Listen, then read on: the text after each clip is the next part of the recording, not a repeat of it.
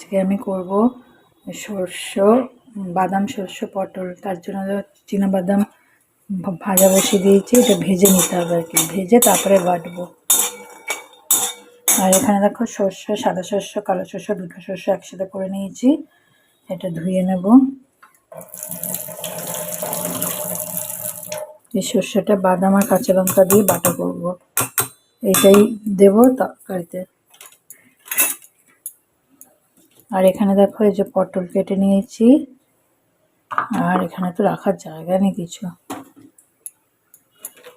আর এই যে পেঁয়াজ কুচি নিয়েছি, পেঁয়াজ আর টমেটো বাটা, পেঁয়াজ কুচি টমেটো বাটা পড়বে এই তরকারিতে। চলো তাহলে বাদামটা ভাজা হয়ে যাক, তারপরে খোসা ছাড়িয়ে সেটা বেটে নেব, পটলটা ভাজা করে নেব নুন হলুদ মাখিয়ে।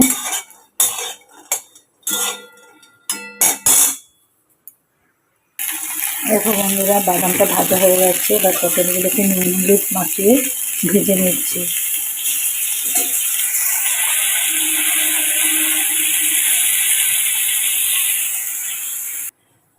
দেখো বন্ধুরা, পটলগুলো সব ভাজা হয়ে গেছে নুন হলুদ দিয়ে।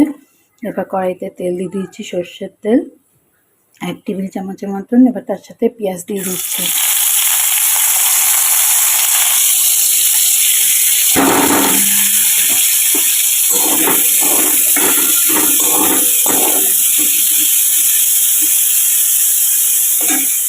আর এখানে এর মধ্যে শস্য আছে, 2 রকম শস্য, তারপরে হচ্ছে চীনাবাদাম ভাজা, আর কাঁচা লঙ্কা আর টমেটো, এই দিয়ে বেটে নিয়েছি। টমেটোটা আলাদা করে তোমরা বেটে নেবে, আমার তো ছিল না বলে একসাথে বেটে নিয়েছি।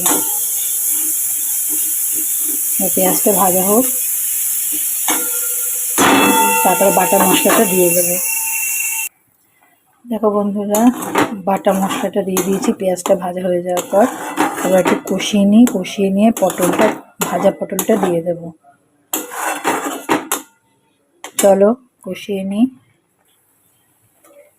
চলো এবার ভাজা পটলগুলো দিয়ে দিয়ে অল্প কষে আসছে মশলাটা, পটলটা দিয়ে আরও কষাবো। কষিয়ে তারপরে অল্প একটু জল দেবো।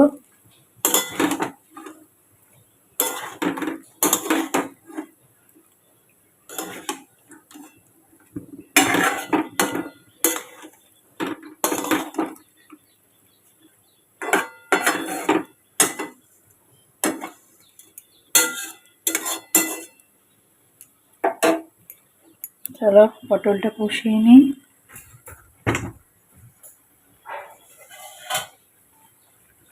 চাপা দিয়ে দিয়ে কষিয়ে নিই।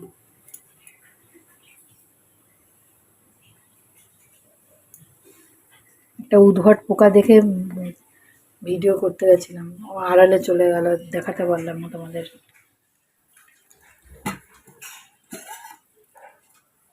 দেখো বন্ধুরা, আজকে এই যা বাদাম সর্ষে পটল করে নিয়েছি,